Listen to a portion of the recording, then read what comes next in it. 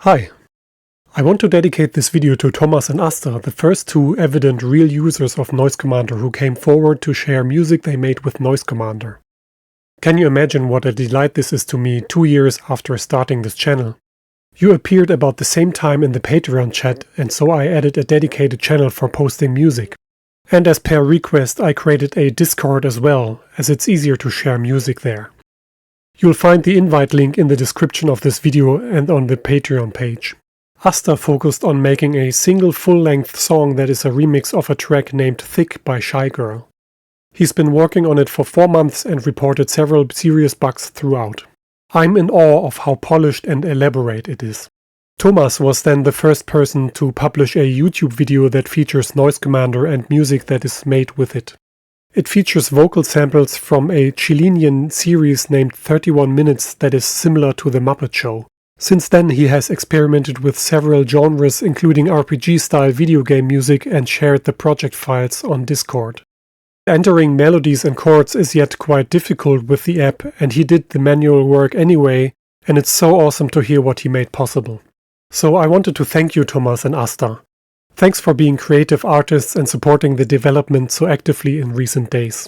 I won't play any of their music in this video. The curious will find it all in the Discord. Beatober is a yearly contest where you try to make a beat every day or as many as you can. I had planned to participate like last year, but life got in the way. No music was made by me ever since, and I'm wrestling with anxiety of failure and procrastination. Having high expectations and not living up to it is a repeating pattern in my creative endeavors. Expectations seem counterproductive to creativity, and in fact I feel the most joy is to be had when expectations are absent. I beat myself up anyway for not being a power user of my own app, not leading by example as much as I should. As part of the Beatober challenge, I had planned to encourage that more people make and share music made with Noise Commander, and that there is a bounty to be had. Anyone who does this within the year of 2025 will receive a copy of my album Teletext Rhythms with the song files. Thomas and Asta already got their copy. So please install the demo version from the Universal Updater, make a beat or a piece of music, it doesn't need to be a full track, and share a video in the Patreon chat. That way I know your email address so that I can send you the download link. I would also like to thank all the quiet Patreons that are subscribing or sending me money. The amount has slowly but steadily grown after I had the demo version added to the Universal Updater. The app is probably not easy to learn, that is the consensus I got from the comments, and I haven't been making as many tutorials as I wanted to. Some of the biggest planned future improvements include an UI overhaul, overcoming the text mode limitations and becoming more like the Korg DS10 app or Nitro Tracker. This means some UI elements would become more dense and thus requiring stylus usage. The higher resolution would enable for a more sophisticated waveform editor and a piano roll. I plan allow stacking arbitrary effect chains to the buses and supporting different instrument types. That would open the door to synthesizers, and I plan to make a new 3DS exclusive sample player that may support stereo mixing and possibly insert effects. The original 3DS CPU is already at its limits, so using a synth would likely come at the cost of not being able to use both decks at once. The intent is to let the user handle the performance-related decisions and work around them by animating the enabled state of synths and effects to still be able to perform a mix through pre-planning. Needless to say, the new 3DS is not bound to these limitations and is currently underutilized even. I'm excited about fulfilling the potential of the new 3DS, but at the same time I want the original 3DS to be supported the best way possible too. One person suggested that I integrate Orca to Noise Commander. Orca is a playful grid-based sequencer system somewhat similar to Conway's Game of Life. I loved the idea and looked into it, but it seemed difficult and I postponed it. The Noise Commander development is currently quite slow because I'm doing full-time freelance work in order to save more money and then buy more development time later. The contract has been extended several times and currently expires at the end of January.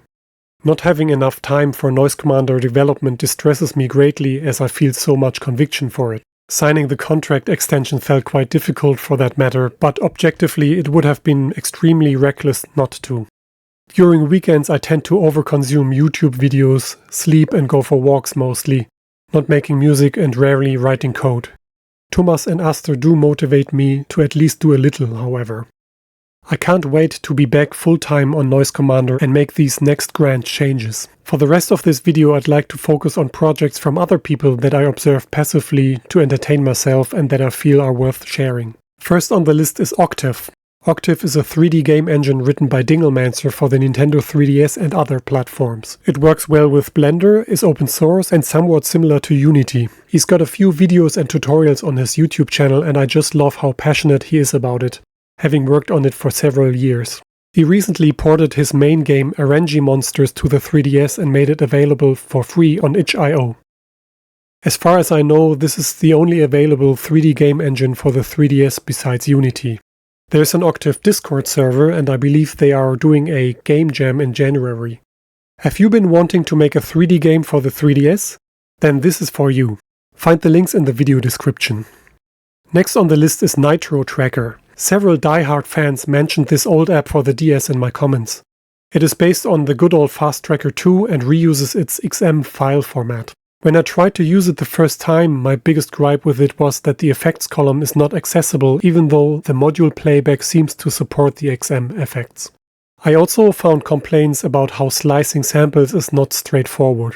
Apart from that, I must say that the user interface is very nice because it is simple and intuitive, like the original Fast Tracker 2. The original Nitro Tracker was written by 0xTOB and it was later forked by Asi Kierka and there were several years of inactivity on both sides. It has been quiet in the unofficial Discord for a long time, but recently something beautiful happened. Prairie and a few others started making changes, fixing bugs, and then Asi joined back after finding out about the channel. Asi cannot commit fully to the work, but seems excited to maintain and help the others. A new version has been released that supports custom color themes, and unlocking the long-awaited column effects is being worked on as far as I can tell. It was a delight to witness this coming together in the chat. It felt heartwarming. They also kept mentioning the desire to make a 3DS port to overcome the hardware restrictions and add more features. Many features that Noise Commander already has, like resampling and wave recording to the SD card. I then also realized that Asi is the one who implemented the library for reading pressure sensitivity on the 3DS. I had not known that the DS has only 4 MB of RAM like my first 486 PC. And then there's Oxygen Fat. He's a power user who made 2 albums using only Nitro Tracker as his DAW. He does a lot of testing for the developers and recently made a video about Nitro Tracker and his new album. Link in the description. It's fun to follow the development and I keep finding my people on Discord, people also working on gaming handheld music apps. It really had started with the M8 Tracker Discord. It's a super cool community where there's always something new to be found. There I found Chip Nomad Tracker, yet another handheld tracker for the Linux-based handhelds like the Anbernix. It's an LSDJ and M8 inspired FM tracker exclusively for chiptunes, no samples. The developer Megus also has former ties to the demo scene.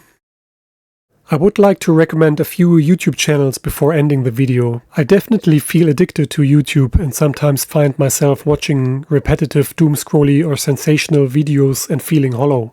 But then there are these gems of real creative people with small channels that inspire the coziness of the old internet. Bobby Snacks makes lo-fi beats with small DIY gear and koala sampler. I recently discovered him and like the aesthetic. I'm subscribed to his Patreon where he shares raw beats every week. Audio Wonder similarly also makes music with interesting or old gear, including the Nintendo DS. Miss Mad Lemon makes music with Octave on her Amiga since the 90s and loves to connect MIDI gear to it. That's all I got for today. Thanks for watching.